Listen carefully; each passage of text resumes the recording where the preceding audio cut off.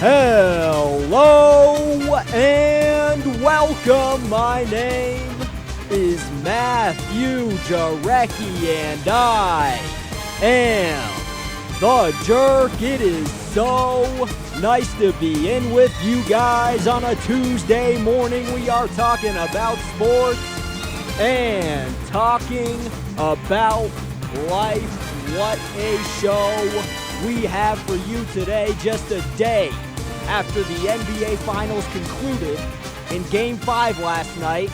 I sat there, I watched it with my girlfriend. It went almost exactly like we thought it would go on this show yesterday. Warriors by 9. The Cavs kept it close, but you just knew at some point Klay Thompson, Steph Curry, Kevin Durant, they were going to leak out. And they did. They leaked for about, 15 points. They got up by, I think, 18 at one point, and the Cavs just never came back. And I started my show yesterday explaining that, to everybody in this country, the immediate gut reaction to Kevin Durant moving, it was a little bit hard to swallow, And it was. Watching a guy pack up and join the Warriors, a guy that had just, lost to the Warriors. He was up 3-1 against the Warriors. His Thunder lost to them in the Western Conference Finals. And then he went and joined that team, a team that already featured a unanimous MVP.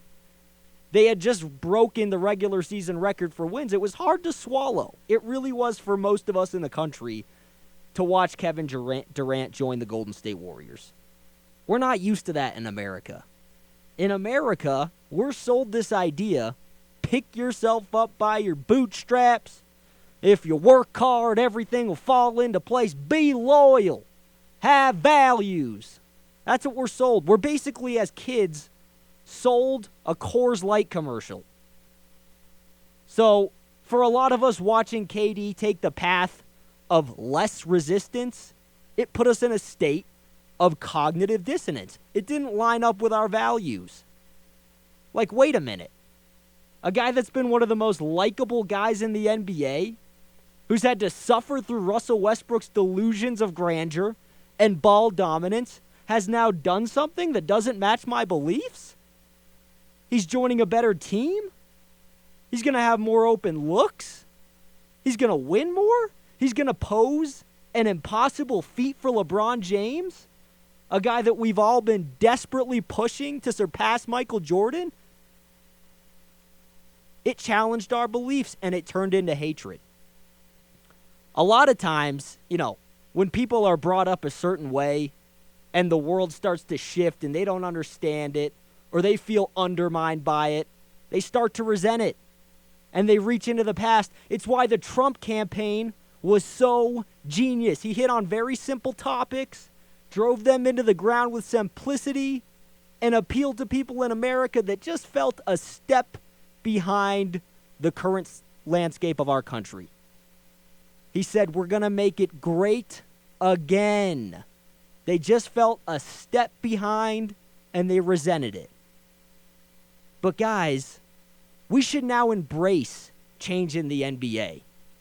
For years and years it's been, do what LeBron does. He's the best player. He's the leader. He's been sort of the godfather of the NBA over the last 8 years. I think now the mindset is switching. Do whatever you can to be like the Warriors and do whatever you can to stop the Warriors. And I think we should embrace that. Golden State has become the Patriots of the NBA. They just do things smarter. They have better coaches. Players are willing to take less to play for them. And they're one or a couple steps ahead of the rest of the league. The three-ball shooting epidemic, started by Golden State, continued by Steph Curry and Klay Thompson. Music and high-energy practices. Kevin Durant stepped to the podium earlier in these finals, said he'd never seen anything like a Golden State practice before in his career. The Warriors are always looking into the future for improvement. There's now a story. You guys should go read it. It follows Kevin Durant for 3 hours after his championship win. And the thing that stood out to me in that article, 2 hours later, when everybody was celebrating, team executives were watching a replay of the game. They were watching game tape 2 hours after the Warriors won the NBA Finals. That's Patriot-esque. And one thing that these Warriors might never get credit for, and it's totally new, and it creates cognitive dissonance after watching LeBron and Jordan be so ball-centric and so domineering. These Warriors are completely and utterly selfless, and that is generally unseen in the NBA. And it's really, to me, only comparable to the Patriot way that Belichick has instilled in his teams. Do your job, and the team comes first. Golden State is selfless. Did you see them in that celebration last night, cheering on Kevin Durant for the MVP? You have a former MVP, Steph Curry. It used to be his team cheering for Kevin Durant, hugging Kevin Durant, genuinely excited for Kevin Durant. You just don't see that in the NBA very much. It's such a star-driven league. It's such a get-me-the-ball league. Russell Westbrook, even LeBron to some extent, Michael Jordan, give me the shot. And the Warriors are completely and utterly selfless. Zach Lowe reported, the night the Warriors lost Game 7 last year, Draymond Green called up Bob Myers, the president of basketball operations for the Golden State Warriors, and then he called Kevin Durant, and he was still sitting in the parking lot of Oracle Arena after a Game 7 loss. Like the Patriots, the Warriors are just one or a couple steps ahead of the rest of the league. All the credit in the world goes to that organization. When you go to 3 championships in a row, when you win 2, when they're all against the best player in the world, LeBron James, some say the best player of all time, and now you've set yourself up for what looks like 2 or 3 more championship runs, you have earned the right to be placed in the category of the Patriots and the Spurs and the Red Wings in the NHL and the St. Louis Cardinals in the MLB. And if you're hating the Warriors this morning because you think it's cheap that they added Kevin Durant, I want you to think about this. How did they attract KD to that team? I'll tell you how. They drafted and developed Steph Curry, Klay Thompson, and Draymond Green. No other NBA team over the last 10 years has that kind of pedigree. Not the Spurs, not the Clippers. No other team in the NBA has the draft pedigree that the Warriors have now. It wasn't cheap. It wasn't fraudulent. It was our organization is simply smarter than yours. It's the way the Patriots have been run since the early 2000s when Bill Belichick got that job. Sure, they needed talent to win, just like the Patriots do. They wouldn't have been the same without Tom Brady. But they'll find that talent quicker than you. They'll develop that talent better than you. And they'll attract talent on the cheap the way no other organization can right now. I sincerely think the NBA is now about the Golden State Warriors. I'm not even sure we realized over the last year the seismic effect Kevin Durant's decision had on the NBA. LeBron, midway through next season, is going to be 33. If he doesn't miraculously sign Paul George this offseason, don't kid yourself, he ain't winning 3 games on the Warriors in next year's finals. He ain't getting any younger. Kyrie Irving's not getting any more efficient. Kevin Love might be out of there. Their role players were horrible in these finals. I think Kevin Durant's decision had a seismic effect on the NBA. I think from now on, it is how do you beat the Warriors? How do you be like the Warriors? How do you join the Warriors? And we're shifting away from LeBron James. Here's LeBron after the game showing utter acceptance. Questions for LeBron? Front row, Jason. Jason Lloyd, The Athletic.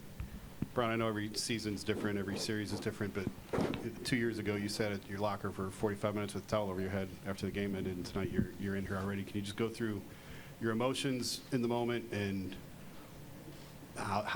it sounds silly how this feels. Well, for me personally, I left everything on the floor every game, all 5 games. So for me personally, I have no reason to put my head down. I have no reason to look back at what I could have done or what I shouldn't have done or what I could have done better for the team. I left everything I had out on the floor every single game for five games in this finals, and you come up short. So, I mean, it would be the same if you feel like you wrote the best column of your life and somebody picked another one over you. How would you feel, Jason? So, you wouldn't hold your head down, but you would be like, okay, it's just not my time. So that's LeBron James, averaged a triple-double in this series, and it wasn't enough.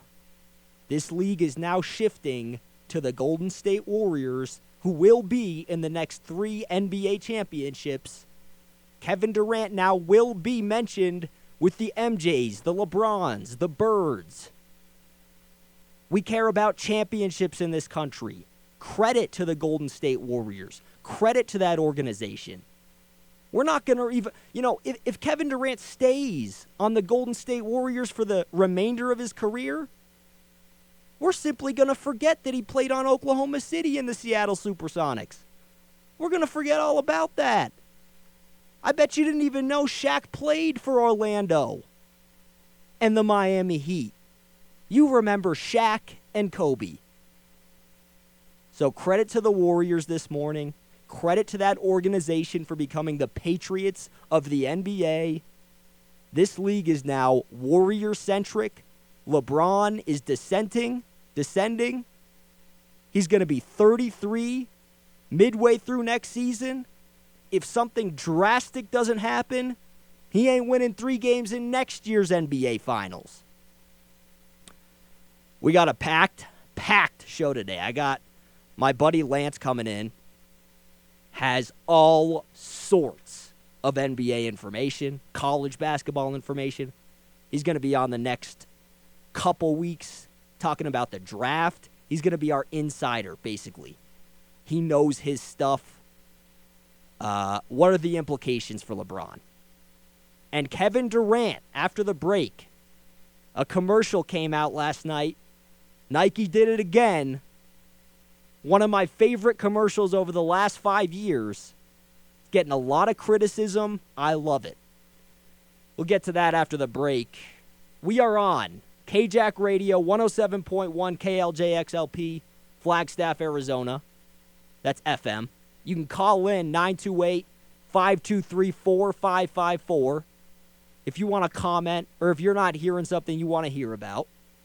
Go to the show's Twitter, The Jerk Show, at The Jerk Show, or you can go to my personal Twitter, Matthew Jarecki, Jarecki. Go like the page on Facebook, The Jerk with Matthew Jarecki. We'll be back after the break.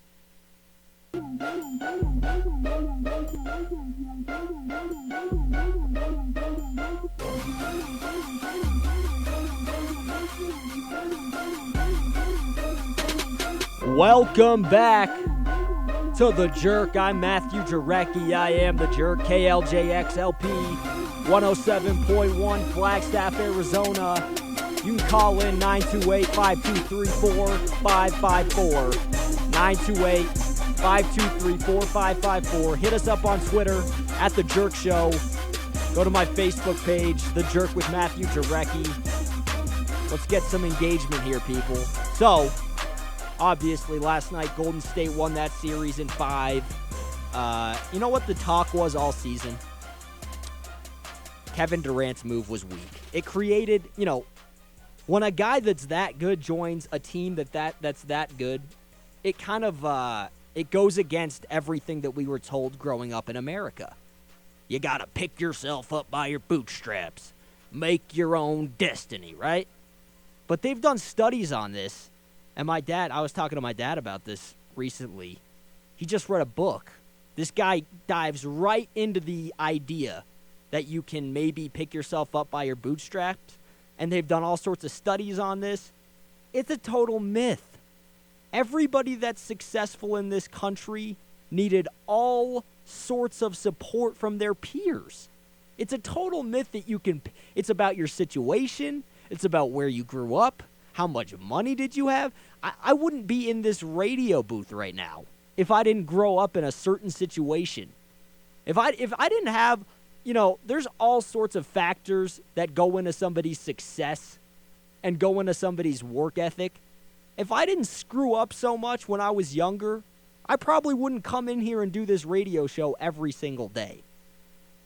Steph Curry, Kevin Durant, the whole year, all we heard about, well, he's weak. Even I was a victim of it. It created cognitive dissonance for me.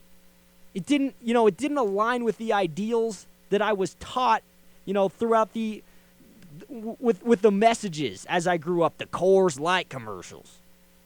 Coors Light, pick yourself up by your bootstraps. This is how we do it in America. Well, all year we were told Kevin Durant's move was weak, right? But he went out. There was one thing that he needed to do, one thing that he could have done to make us say, wait a minute, maybe the Golden State Warriors needed Kevin Durant to win. And he went out and he did it. He averaged 35 points a game in the NBA Finals. Seemingly every time the Cavs got some momentum last night, Kevin Durant pulled up and hit a critical three. His three-point percentage throughout these playoffs, 47%. Field goal percentage, 55%. 35 points, 8 total rebounds, 5 assists a game for a guy who's more of a spot-up shooter than a passer. Here's the Nike commercial played right after the game. It's called Debate This. Kevin Durant's too weak to be first pick as a skinny teenager who'll never make it in a man's league. Soft. S-O-F-T. He has got some offensive skills, but you have to play defense. In my opinion, he's just all right. Yeah, he might drop 40, but he's not a real leader. He don't have that tenacity. He don't got that danger. Scoring title's great. MVP, big deal. Kevin Durant will sign with the Warriors. Oh, you got to be kidding me. Traitor. We gravy train. That was the weakest move ever. That's what you call loyalty? Durant out for 6 weeks. Cry, baby. The finals begin tonight. Durant's playing at a whole other level. And it's over. KD has his first NBA championship. It's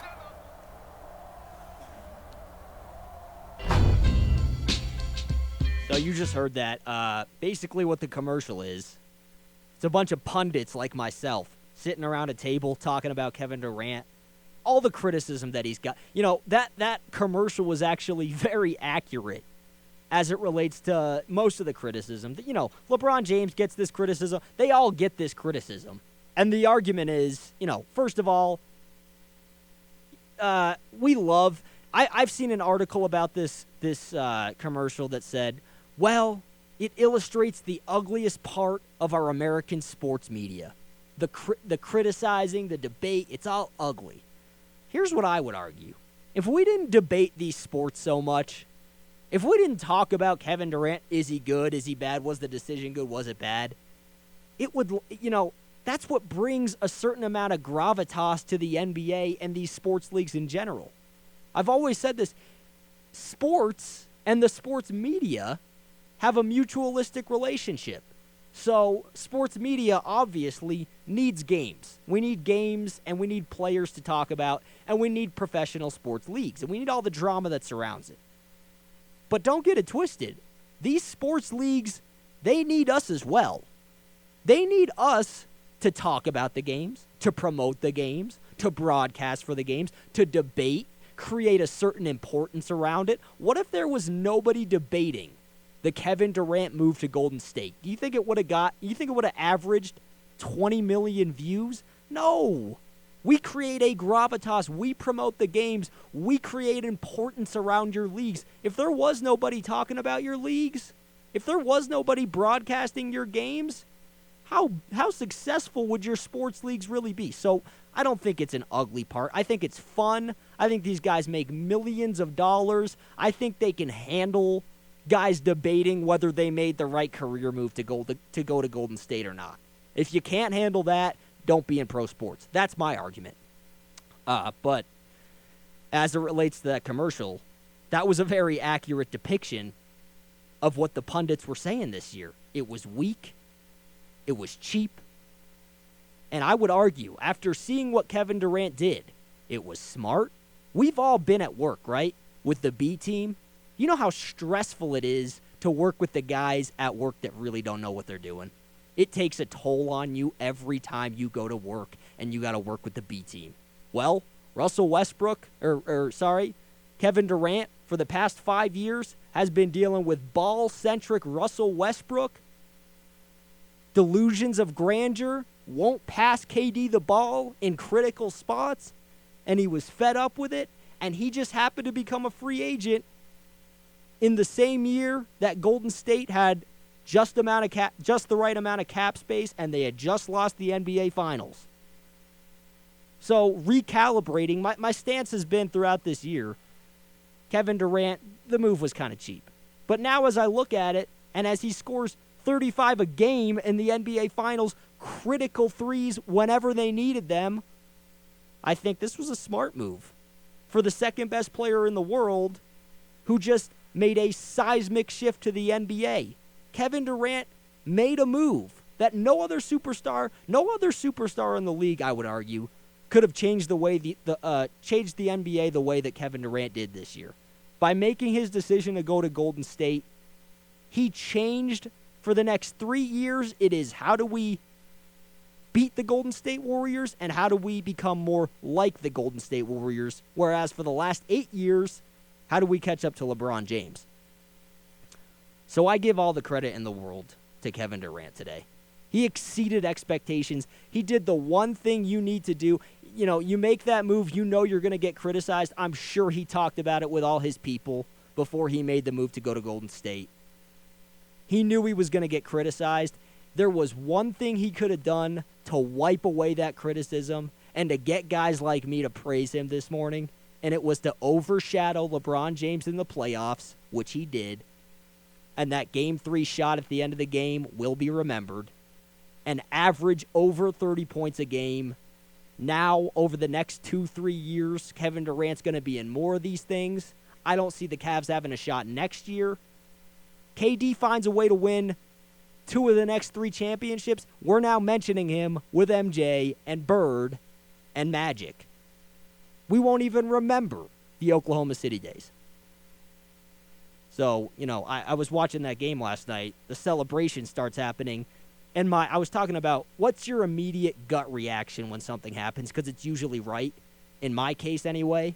You know, you pick a place to eat, your immediate gut reaction, if it's, oh, that's going to be good, it's going to be a good meal. If you have an immediate second thought about that movie you just picked out, it's probably not going to be enjoyable.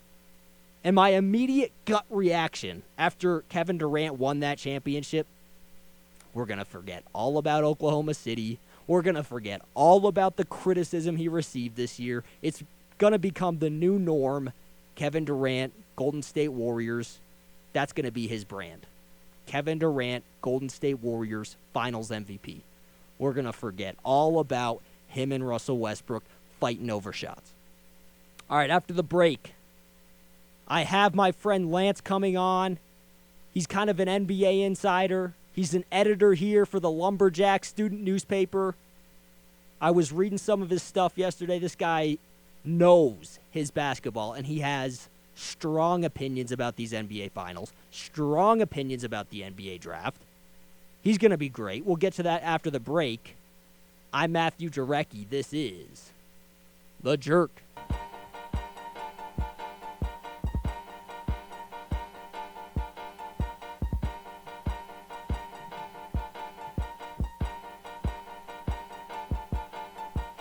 Welcome back to The Jerk. I'm Matthew Jarecki. I am The Jerk. We are joined now by Lance Hartzler, our basketball insider here at NAU.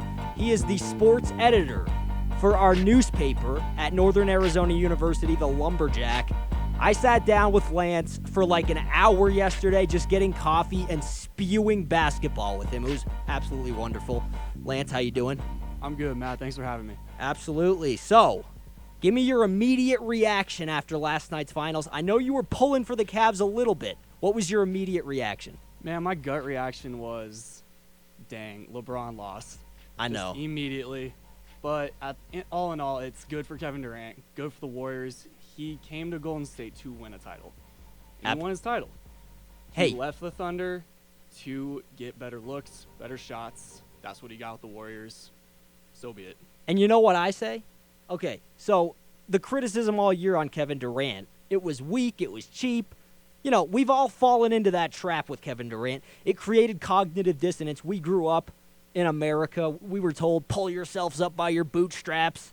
You're going to get the job done by yourself, and he got help. So it created cognitive dissonance. But Durant, 35 points, 8 rebounds, 5 assists.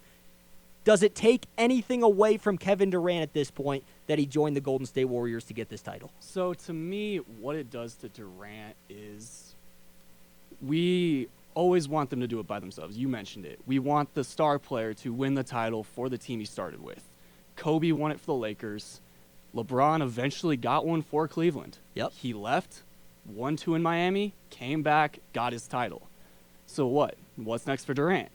He got one with Golden State. He left the Thunder. He left Russell Westbrook. Is he going to go back? Highly doubt it. There's no chance. He's going to stick with Golden State. If anything else, he'll go somewhere else. See, I would argue if Kevin Durant stays with Golden State for the remainder of his career and they can lock down Curry and Draymond, I don't know about Clay yet. Yep. And they go to the next 3 championships with Kevin Durant, and let's just say him and Curry switch off for the next 2 finals MVPs. I think, my personal theory, we're going to forget all about Oklahoma City the way we did Orlando with Shaq. We think about L.A. with Shaq. And, okay, so here's my next question. The Warriors got their title. It's like the refractory period. Steph is a free agent now, though. He is officially an unrestricted free agent now. Kevin Durant has 1 more year left on his deal. Klay Thompson's got 2 years on his deal. Is Steph going to take a max-type contract? Is he going to take less? What's Kevin Durant going to do? I mean, right now, Steph Curry's making about as much as Andre Iguodala as their star point guard. Yeah. Right now, Steph's contract was 4 years, $44 million. They got a bargain. That's a bargain. Because when he signed this contract, he had ankle issues. We didn't know this was going to be Steph Curry. Nope. We thought he was going to flame out and just be a role player. Yep. Now we see him as a unanimous MVP. Steph is a free agent this year, like you mentioned. Kevin Durant can be a free agent. He has a player option to opt out into this free agent class. If that happens, the Warriors have to pay both of them a lot of money. And the max that they can make each is around 5-year, $177 million if they re-sign with the Warriors under the new collective bargaining agreement that the NBA has set up. And you'd have to assume if Steph and Kevin Durant take that kind of money, which I don't think they will, and I don't think you think they will, they're going to have to get rid of either Klay Thompson or Klay Thompson and Iguodala. They're going to have to get rid of pieces that made them so dangerous throughout the last 3 years. It's going to be similar to last summer of how they were able to sign Durant. They had to dump Andrew Bogut's $10 million contract. They had to let Harrison Barnes basically walk for $20 million to the Mavericks. They're going to have to piece it together. Curry will have to take a little bit less. Durant will have to take a little bit less in order for them to potentially bring back Andre Iguodala this summer because he's a key piece. Without him, you don't have that other wing defender to throw at a LeBron, to throw at a Kawhi Leonard, to throw at a Russell Westbrook. He helps them so much with their versatility. If they lose him, that kills their depth.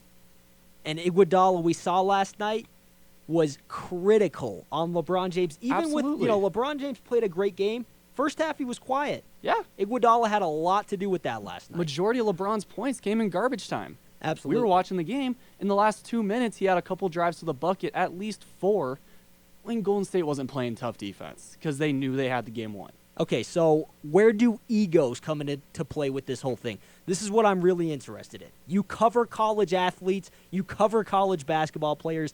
Even they have egos with almost no chance to go pro. They have egos. So I know everything is hunky-dory today with the Golden State Warriors, but we just talked about these contract situations. Where does Klay want to go? What does Klay want to do? Yep. Do you think Durant wants to lead his own team to a title? Where do egos play a role in this? So the idea of egos with this team is always weird because they have so many big personalities, but they have the coach that reins them in. We have Draymond Green, who is the most controversial player in the league right now. And we have Steve Kerr as their head coach. He's basically the new version of Phil Jackson as he brings this random group of guys together to be so dominant the last 3 years. I don't think egos play a huge role because Steph has always been that humble guy, kind of. He's a little cocky, but he's always been kind of like the backseat to the team. Klay's a little more quiet, and then there's Durant. We don't know about him yet with the Warriors. It's only been a year. That's the scary part. So with egos, I think Durant is willing to put aside for this team because now he wants to win. Yeah, my theory is, well, first of all, I started the show. One thing that the Warriors aren't going to get credit for is their unselfishness this year. We've been so used to give me the rock, Michael Jordan, give me the ball, LeBron James, give me that shot, Kobe Bryant. And you saw him in the celebration last night. Steph Curry, the former MVP of the finals, hugging Kevin Durant. It didn't, like, you can see when a player's reacting to something and they feel jealousy inside. It didn't look like that with Steph Curry. This team clearly loves each other. They clearly have fun. It's something Durant didn't have with the Thunder. He's having fun. Absolutely. He didn't have fun playing with Westbrook. And to your point of LeBron, MJ, give me the ball style, the Warriors play a style of basketball that is changing the NBA. They're light years ahead, and the rest of the league is trying to play catch up. A lot of the writers I follow on Twitter, they call it a copycat league. Everyone's going to now want to play this share the ball, everyone try hard on both ends. If you don't play defense, you don't play. And that's what the Warriors are. Everyone's going to have to play catch up. I completely agree. You know, for the last 8 years, it's been, let's look at what LeBron does, try to catch up to LeBron, join LeBron, or try to beat LeBron. Yep. I think it's changing now. I think, like you said, over the next 4 years, how do we be more like the Warriors, much like the Patriots in the NFL? Yeah. And how do we build ourselves to beat them? Sadly, it looks like this is the start of the decline for LeBron. And speaking of LeBron, do you feel like this is the start of his decline? Is there anything the Cavs can do this offseason to beat these guys in next year's finals? LeBron's going to be 33. Some of these role players got to go. Is Kevin Love there? What have you heard?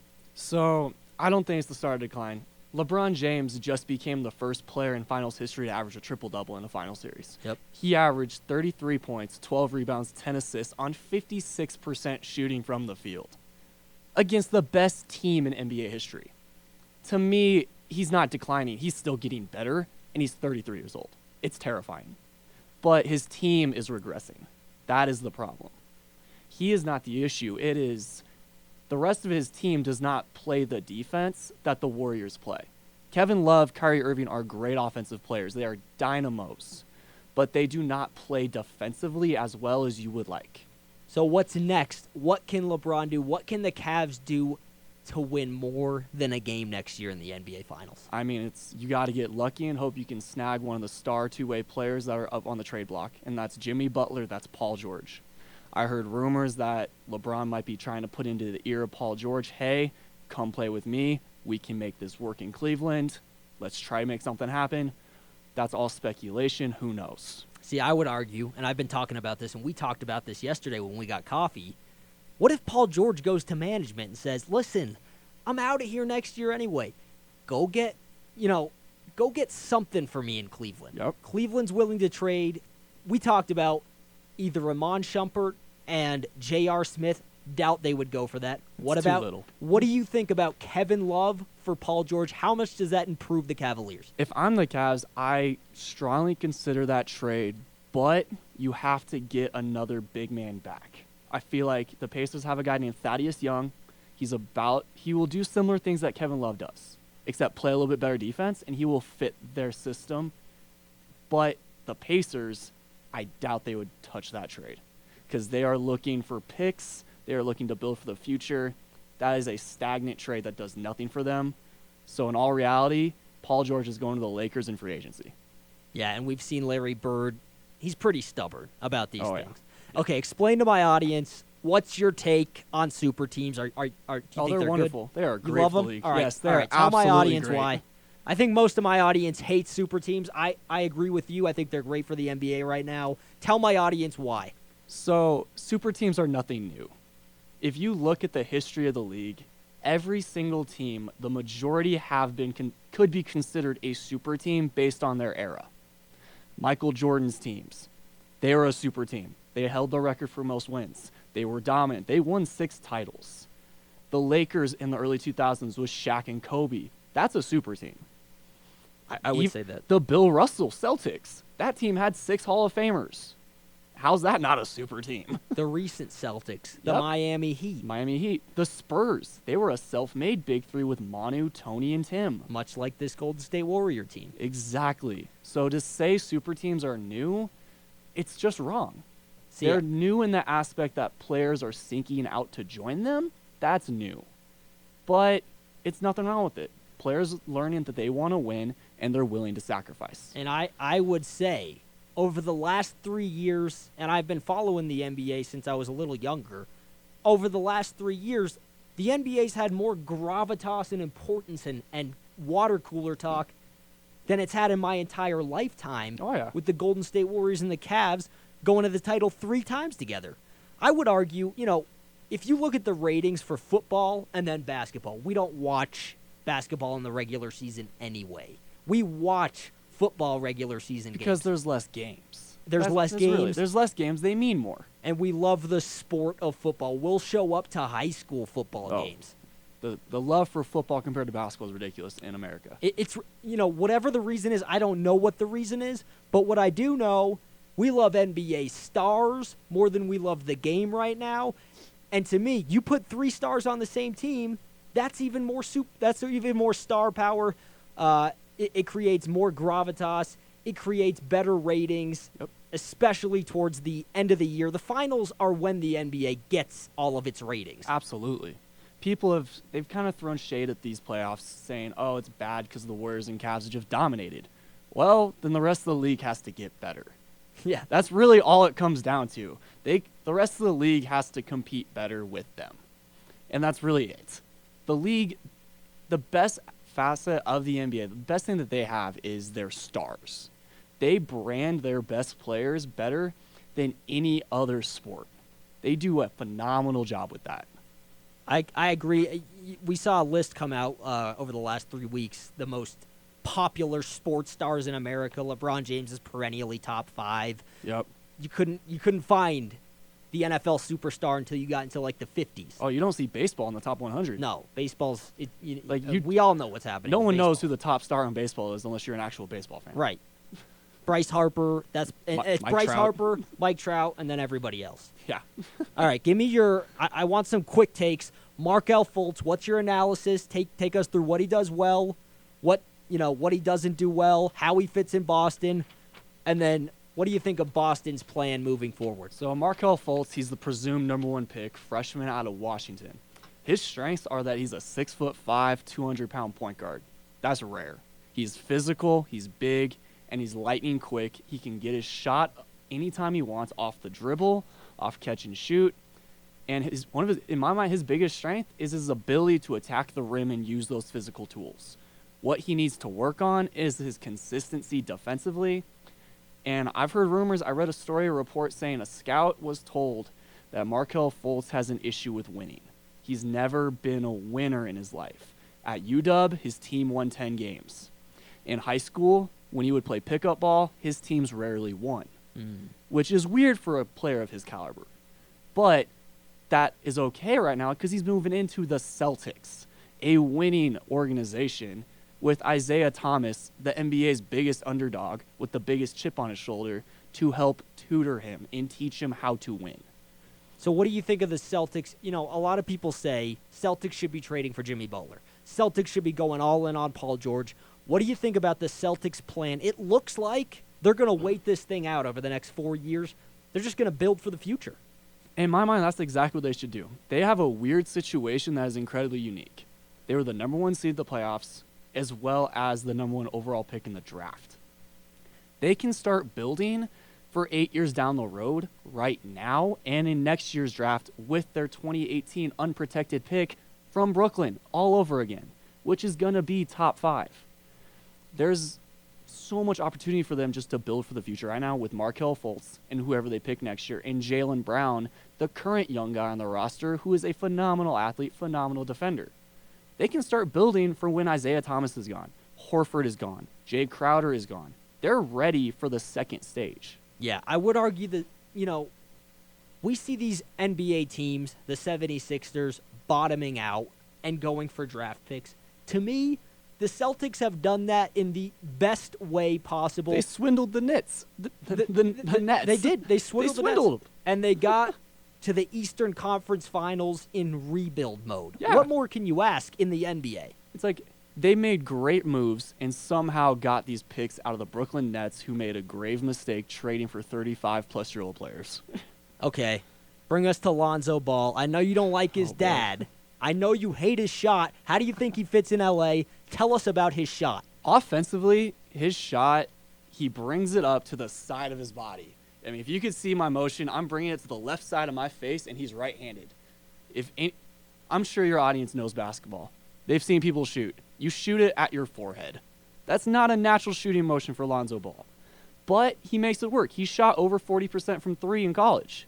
And a lot of his threes were almost at half court. Watching UCLA, they were dynamite from 3. His best ability offensively is his passing vision.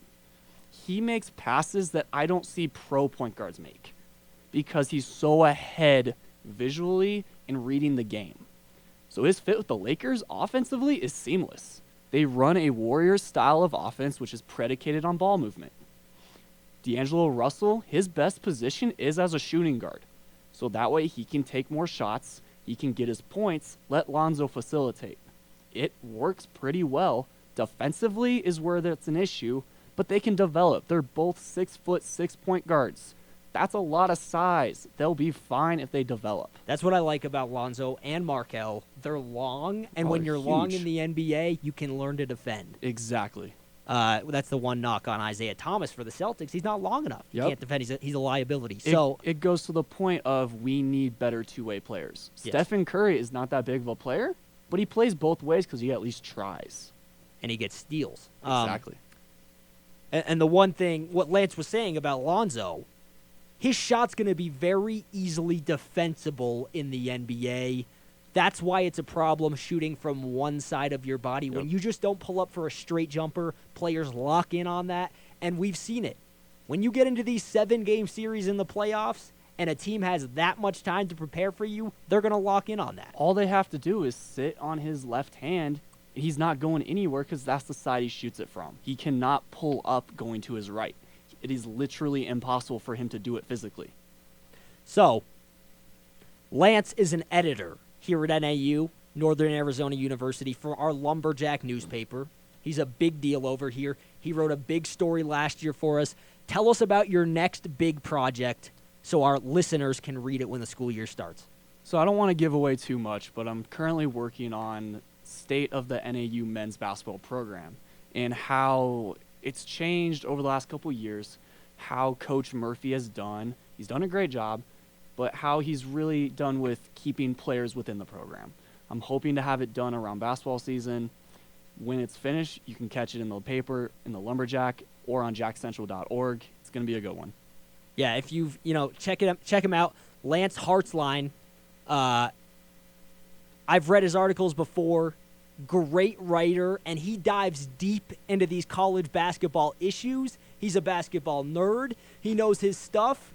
He was telling me all sorts of juicy details about our NAU basketball program that we can't share with you here, but he's going to dive into that. He cuts around the BS for the most part. He's really finding out, is Jack Murphy good? Is he keeping his players well, or is he not? But he's not going to put it in those terms. He's going to present the facts and let you make that decision.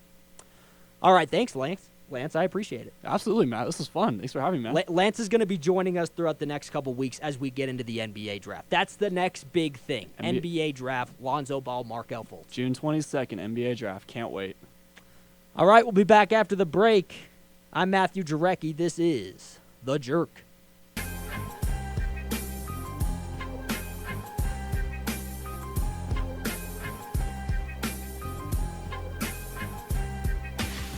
Welcome back to The Jerk. I'm Matthew Jarecki. I am The Jerk. Congratulations, 2017 Golden State Warriors.